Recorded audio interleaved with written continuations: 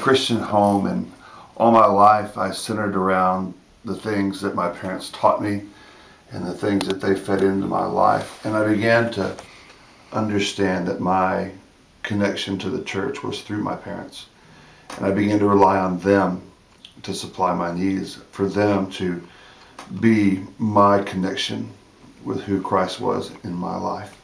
At the age of 9, I began to realize that I could not rely on that, on what they did, but that God uniquely had placed me in a place to be able to understand what He was doing in my life. No longer could I live with the fact of what my parents were teaching. I had to work through and know that God loved me.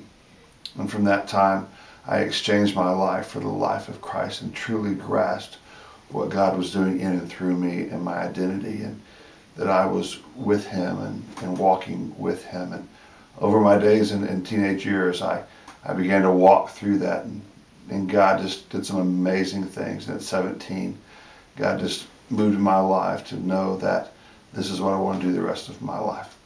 No longer dependent upon my parents or what they could do for me, but solely dependent on what God had for me and who He called me to be, my identity in Him. My name is Andy Brown, and I am one that the world may know.